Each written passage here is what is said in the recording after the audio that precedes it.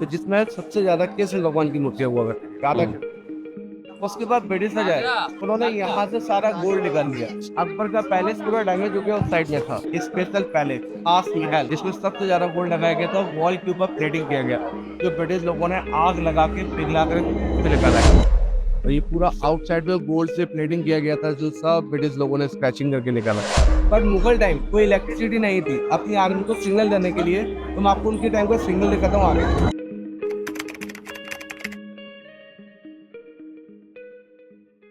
आगरा नाम सुनते ही हम लोगों को ब्यूटीफुल ताजमहल के बारे में ही याद आता है। बट ये शहर बस ताजमहल के बारे में नहीं है। इस शहर में और भी एक बहुत खास चीज है जिसका नाम है आगरा फोर्ट। एक किला जिस पर एक नहीं कई राजाओं ने राज किया एंड जो उस टाइम के साइंस एंड आर्किटेक्चर का एक मार्वल है। तो चलिए जानते हैं इसी किले के बारे में आज के इस वीडियो पे। Good morning guys. सो अभी 7 AM है एंड हम लोगों का ट्रेन है 8 AM को। तो यहाँ से ज़्यादा दूर नहीं है, 10-15 मिनट का ही दूरी है स्टेशन का। तो स्टेशन में चलते हैं फिर बात करते हैं।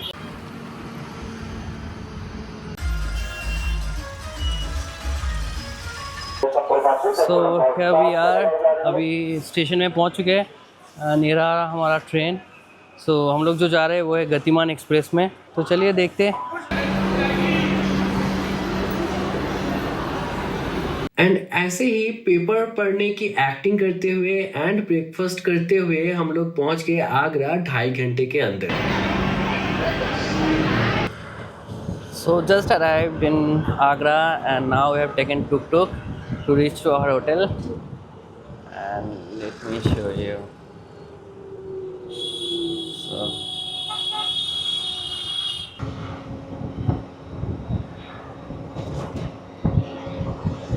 So अभी हम लोगों को थोड़ा सा पहले ही रोक लिया बिकॉज ये ताजमहल के बहुत पास है एंड पार्किंग भी है यहाँ पे। तो पार्किंग के बाद कोई भी लाइक कॉमर्शियल व्हीकल को अंदर नहीं जाने दे रहे। एंड हमारा होटल थोड़ा सा ताजमहल के पास है, तो इसीलिए हम लोगों को अभी 200-300 मीटर थोड़ा सा चल के जाना पड़ेगा।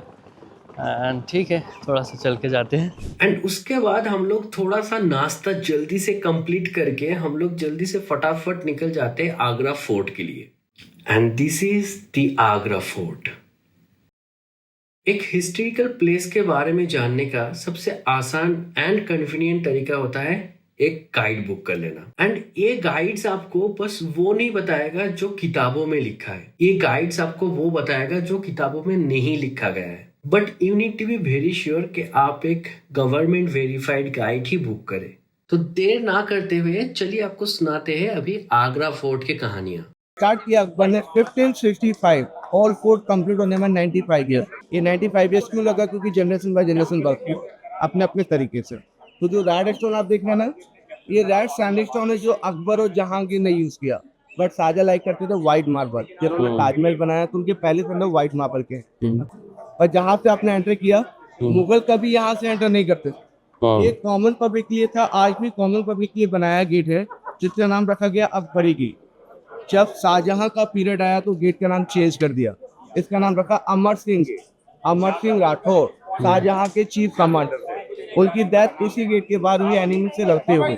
उनकी मेमोरी के लिए गेट का नाम अमर सिंह गेट रखा, तो आज इसे अमर सिंह के नाम से जाना जाता है। अब मुगलों का जो मेन एंट्रेंस है वो है दिल्ली गेट, जो अभी इंडियन आर्मी यूज कर रहा है। और थर्ड गेट आपको ऊपर दिखेगा वाटर गेट, जहाँ से वाटर सप्लाई करते हैं। बट आप जब फर्स्ट गेट पे खड़े होंगे सेकंड गेट नहीं दिखेगा आपको, और सेकंड गेट पे खड़े होंगे थर्ड गेट नहीं दिखेगा। ये सिक्योर करने के लिए फोर्ट, ताकि कोई भी एनिमीज अगर आता है तो उसे ये नहीं पता होगा कितना गेट बनाया है। आउटसाइड में वाटर मोड है, जिसके लिए क्रोकोडाइल एलिगेटर छोड़े जाते थे, ताकि कोई भी दुश्मन आसानी से एंटर नहीं कर पाए। आउटर वॉल पे सोल्जर्स खड़े होते थे एरो लेकर। ये इनर वॉल की हाइट है 70 फीट, ये दूर की आर्मी को देखने के लिए। तो वॉल से कवर किया गया पूरा फूट। बट इस फूट को स्टार्ट अकबर ने किया था 1565 में, तब 8 इयर्स वर्क किया अकबर ने। उसके बाद फतेहपुर सीकरी बनाने चले गए। वहां पर वाटर की प्रॉब्लम थी, वरना सबसे बड़ा फोर्ट मुगलों का फतेहपुर सीकरी हो, इसलिए दोबारा 4 इयर्स के बाद बैक किया और यहीं पर अपना लिविंग पार्ट रखा। तो मुगलों का सबसे पहला लिविंग पार्ट आगरा फोर्ट है। और लास्ट में औरंगजेब ने कैपिटल शिफ्ट किया दिल्ली, तो दिल्ली से ही रूल करते थे मुगल उस टाइम में। पर अकबर जब था रूलर, तो अकबर की लास्ट टाइम यही डेथ हुई थी। तो यहीं पर आगरा में सिकंदरा के नाम से एक जगह है, जिसे हम लोग कहते हैं अकबर टूम। वहीं पर अकबर का मकबरा बनाया गया। बट जो सेकंड गेट है ना, जहाँ टिकट चेक हुआ, इसे नौबत खाना बोलते हैं। नौबत मीन्स होता है म्यूजिक, खाना मीन्स गैलरी। जब भी कोई गेस्ट आएगा वो यहीं से एंटर करेगा, तो वहाँ ड्रम सहरे बजा के उनका वेलकम होता था।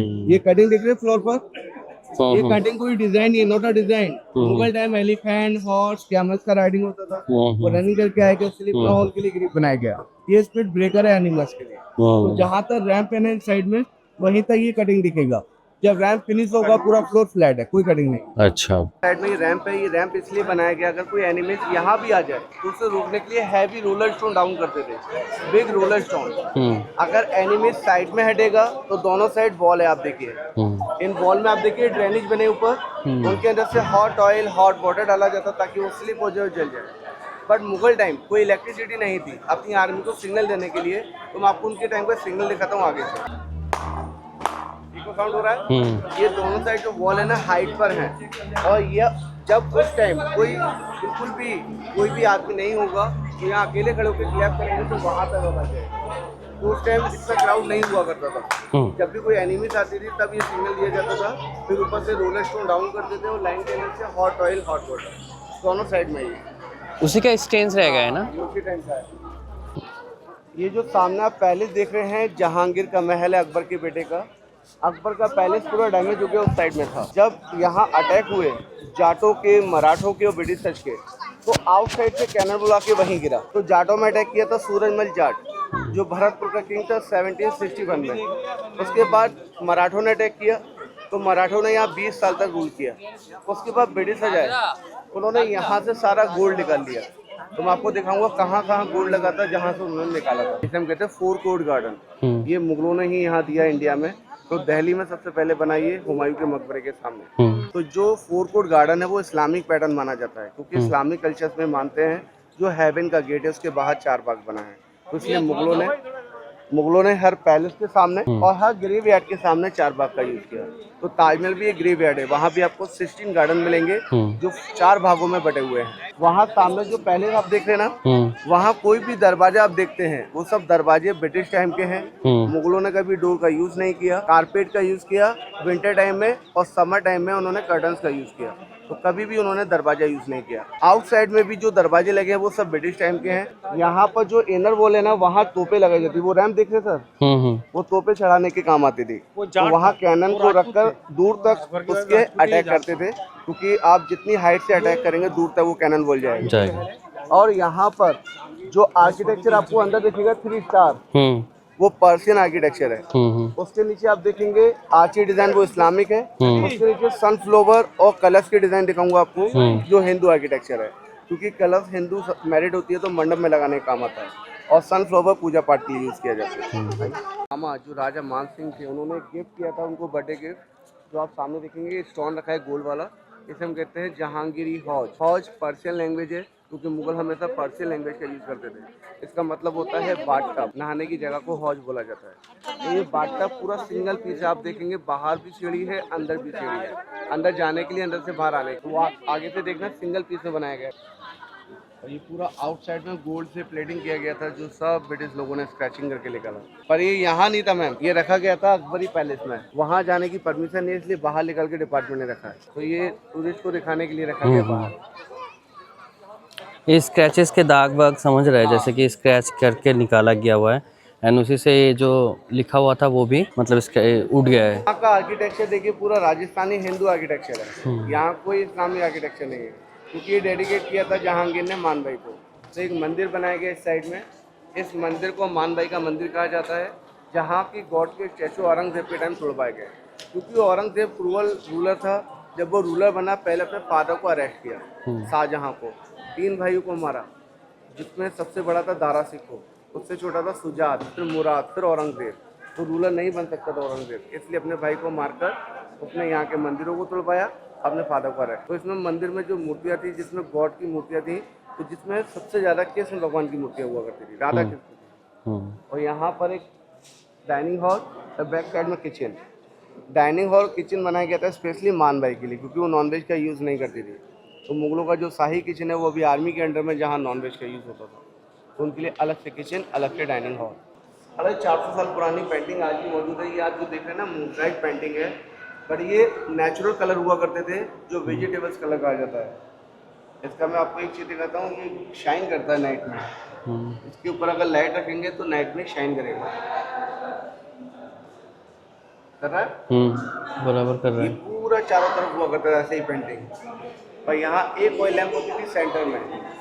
एक ऑयल लैम्प की वजह से पूरे में रिफ्लेक्शन की लाइटिंग हुआ करती थी। तो रिफ्लेक्शन करके चमकता है। यह बाथटब नहीं है, ये हार्ड वेस्टिंग वाटर के लिए बनाया गया था।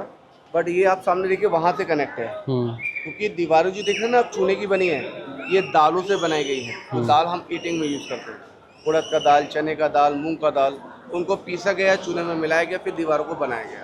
और दीवारें अंदर से हॉलो हैं, ऊपर बहुत बड़ा वाटर टैंक है जिसके अंदर वाटर भरा तो वॉल के पीछे वाटर चारों तरफ आ गया। अब दीवारें ठंडी हो गई। अभी हम खड़े हैं 40 फीट की हाइट पर, सामने यमुना रिवर है। रिवर से जब हवा चलेगी रूम को कवर करेगी और ठंडा करेगी। और उस time Yamuna river big Yamuna river थी, आज बहुत शॉर्ट हो गई। ये चेंज हो गया पार्ट। अब जहांगीर का फिनिश हो गया, रेडस्टोन उनके खत्म। बेटे शाहजहां का स्टार्ट हो गया। तो शाहजहां लाइक करता था व्हाइट मार्बल, तो उनकी 2 डॉटर्स भी थी, जहान आरा और रोशन आरा। जहान आरा बिग डॉटर थी और रोशन आरा स्मॉल डॉटर।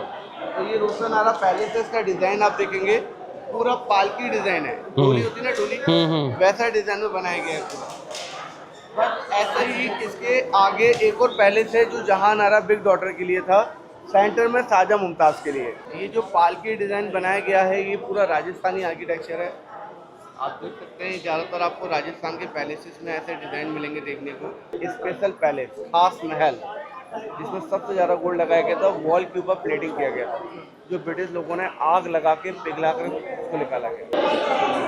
ऊपर जितना भी आप डिज़ाइन देख रहे हैं ना, ये सारा गोल्ड से प्लेटिंग किया गया था। और इस गोल्ड को निकालने के लिए ब्रिटिश लोगों ने स्क्रैचिंग नहीं किया, यहाँ पर आग लगाई, क्योंकि नाइफ से स्क्रैचिंग करेंगे तो टाइम ज़्यादा वेस्ट होगा।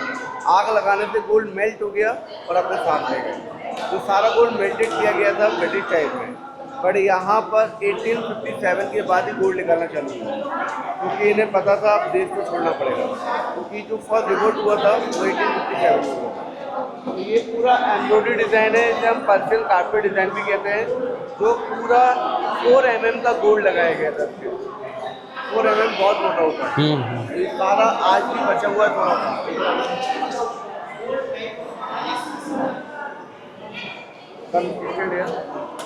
ऊपर देखिए येलो येलो दिख रहा है आपको, हाँ। ये गोल्ड की लेयर रह गई है हल्की सी। और ये जो आपको जो दिख रहा है जहाँ पे कुछ रखने जैसा जगह है, यहाँ पे मैंने मुझे जितना पता है मोमबत्तियाँ रखा हुआ करता था ताकि रोशनी आए, क्योंकि यहाँ पे तभी का लाइट सिस्टम तो ऐसा कुछ था नहीं इलेक्ट्रिकल्स, तो इसी तरीके से लाइट्स होते थे। ये जेल लग रहा है आपको? नहीं। क्योंकि एक पैलेस है। हाँ। इस पैलेस को हम कहते हैं मुसम्मन बुर्ज। मुसम्मन एक पर्शियन लैंग्वेज है, इसका मतलब होता है चमेली का फूल। इसमें डिजाइनिंग जो हो रही है चमेली के फूल की है। जब नाइट में मून लाइट इसके ऊपर गिरता है तो ये ग्लो करता है। ग्लो क्यों करता है? क्योंकि जेम्स है, ये सेमी प्रेशियस स्टोन है जो हम रिंग के अंदर यूज करते हैं। मूंगा, फिरोजा, नीलम, ये सारे सैफायर भी है इसके अंदर, ये सारे स्टोन रियल हैं। और लोगों ने इसको स्क्रैचिंग करना चालू किया, इसलिए 10 ईयर्स पहले से लॉक कर दिया गया। पहले अंदर से परमिशन थी ताजमहल दिखाने की मिरर के अंदर, क्योंकि शाहजहां भी मिरर में ही ताजमहल देखते थे जब उन्हें अरेस्ट किया गया बोलते हैं। और एक और चीज़ है जो मैं आपको दिखा दूँ बाहर से, शीश महल भी तभी खुलता है जब कोई VIP आती है। वो सामने है शीश महल, लोग झाँक कर देख रहे देखिए। तो शीश महल एक स्पेशल हमाम बनाया गया था, शाही हमाम, लग्जरी बाथरूम, जो टर्की स्टाइल में बनाया गया, क्योंकि हर जो हमाम होता है ना वो वर्ड टर्की से आया है। तो ये हमाम का मतलब होता है नहाने की जगह। तो यहाँ पर शाहजहां मुमताज़ के लिए बनाया गया था ये हमाम। पर इसमें जो मिरर लगे ना वो लाए गए थे सीरिया से, आउट ऑफ कंट्री सीरिया से। आज भी रियल है इसके अंदर, पर लोगों स्क्रैचिंग कर रहे थे इसलिए बंद करके रख दिया। तो इसलिए आज से 24 साल पहले से लॉक कर दिया गया। अब सिर्फ VIP के लिए खोला जाता है। तो अंगूर हमेशा बेलों में आता है, तो स्टोन की रेलिंग चारों तरफ होती थी गार्डन के बाहर, उसके ऊपर अंगूर की बेलों को लटकाते थे, फिर इसमें अंगूर आते थे, उनकी वाइन बनाकर जहांगीर को दी जाती थी। पर यहाँ देखिए ये अंडरग्राउंड रूम बने हैं। ज़्यादा समर टाइम में वो रूम के नीचे रहा करते थे, ऊपर भी रूम है नीचे भी रूम है। अच्छा, वो अभी बंद हुआ है? बेसमेंट में क्या होता है ठंडा रहता है, बंद हुआ है, बंद कर दिया है। कहीं पर भी हम्म जाना अलाउड नहीं है नीचे बेसमेंट में, हम्म क्योंकि यहाँ पर लोग आते हैं स्क्रैचिंग बहुत करते हैं, खराब बहुत करते हैं। हाँ, तो इसमें फल आते हैं कभी हाँ हाँ आते हैं अंगूर? ना, समर टाइम में जितना गर्मी होगा उतने ज्यादा अंगूर आएंगे। अच्छा, तो यहाँ मंकीज बहुत है, तोड़ के ले जाते हैं सब। इंसान भी तो लेके जाते होंगे। इंसान भी ले जाते हैं यहाँ पर सिक्योरिटी गार्ड रहते हैं गर्मी में। अच्छा अच्छा। और यहाँ जितने भी रूम दिख रहे हैं ना आपको, हाँ, ये टोटल आप गैस कीजिए कितने रूम हो सकते हैं। 50 स्टोरी बने हैं ऊपर नीचे। सब मिला के 50? ये 300 रूम है। 300? ये हरम की लेडीज के लिए थे, जिसमें सबसे ज्यादा ट्रांसजेंडर रहा करती थी। अच्छा। ट्रांसजेंडर क्यों? अगर कोई अटैकर यहाँ आता है तो लेडीज उसकी बचाव के लिए। बीरबल का असली नाम था, रियल नेम महेश दास, हम्म पर सेकंड नेम उसका मतलब जो नौरत्न नंबर सेकंड नंबर आता है उसका है मान सिंह। मान सिंह उनके साले भी थे और चीफ कमांडर भी थे। उसके बाद आता है टोडरमल, जो पूरा एम्पायर के अकाउंटेंट। उसके बाद आता है मुल्ला दो प्याजा, जो अकबर का कुक। उसके बाद आता है अबुल फजल, रहीम खाने खाना और अबुल फैजी, ये ट्रांसलेटर और राइटर थे जिन्होंने बुक से लिखी। उसके बाद आता है हकीम मुक्का, जो उनका डॉक्टर हुआ करता था। उसके बाद आता है तानसेन। तानसेन जो था म्यूजिक बजाकर गाना गाया करता था अकबर के लिए, वो एंटरटेनमेंट किया करता था अकबर को। तो यहीं पर सामने दरबार पूरा बैठते थे। दरबार लगता था, और वहाँ पूरा आर्मी का पार्ट है वॉल के पीछे। हम्म तो इंडियन आर्मी को यूज कर रहा है, पहले Mughal time Mughal army, British time British army, अब Indian army. So it is really feeling awesome guys. मतलब आप वहाँ पे है जहाँ पे कभी जो बड़े बड़े राजा थे, जो मतलब किंग्स थे, वो लोग कभी रहा करते थे। उन लोगों के बेडरूम्स, उन लोग कहाँ पे नहाते थे, कहाँ पे बैठते थे, हाँ कहाँ पे कैद थे, लाइक शाहजहाँ, अकबर के जैसे लोग। तो उन जगह पे आके मतलब इट्स रियली फीलिंग अमेजिंग कि उस जगह को हम लोग विटनेस कर पा रहे हैं, वहाँ पे जा पा रहे हैं। So this is Diwane Aam, and as you know Mughal architecture is all about the symmetries. हर एक चीज़ सिमेट्री में है यहाँ पे। इट्स रियली ऑसम कि मतलब हर एक चीज़ सिमेट्री में रखा गया है, कुछ भी एसिमेट्री कुछ है ही नहीं यहाँ पे। एंड यहाँ पे राजा बैठा करते थे। एंड पास में जो दो विंडोज़ हैं, जैसे कि हाथ मेरा दिख रहा है इधर, हाँ इधर एक विंडो है एंड उधर वाला एक विंडो है, वहाँ पे रानियाँ बैठती थी एंड यहाँ पे राजा बैठते थे अपने दरबार बिठाने के लिए। अभी जहाँ पे खड़े हैं यहाँ पे ही दरबार बैठता था। अकबर एंड जहांगीर वो लोग दरबार बिठाते थे। अकबर का ऑल्दो शायद फ्राइडे में एक ही बार बैठता था एंड जहांगीर शायद मोस्टली एवरीडेज बैठाते थे। एंड हिस्ट्री के बारे में जानने में बहुत अच्छा लगा। मैंने गाइड भी लिया था, तो उससे क्या हुआ कि बहुत कुछ जानने को मिला। एंड वो वेरीफाइड गाइड था जिन लोगों का आईडी रहता है, तो इट वाज रियली नाइस। या इंडिया की हिस्ट्री मुझे बहुत फैसिनेट करता है एंड मुझे बहुत कुछ नया पता चला यहाँ आके। एंड मैं डेफिनेटली आप लोगों को सजेस्ट करूंगा ताजमहल के साथ आगरा फोर्ट भी ज़रूर विजिट करिए। एंड अगर वीडियो अच्छा लगा तो एक लाइक ज़रूर कर दीजिएगा।